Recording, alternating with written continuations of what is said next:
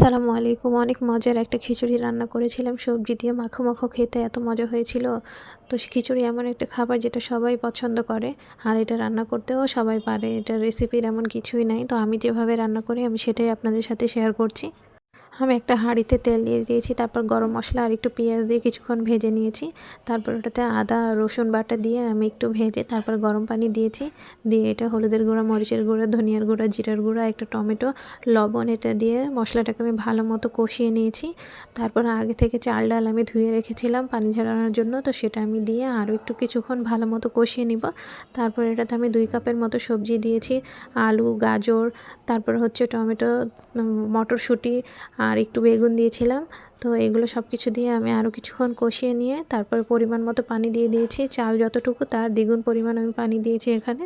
তারপরে 10-12টার মতো কাঁচামরিচ দিয়েছি, দিয়ে এটাকে সুন্দর মতো আমি ঢাকনা দিয়ে রান্না করেছি। আর এই তো আমার খিচুড়ি রান্না হয়ে গেছে।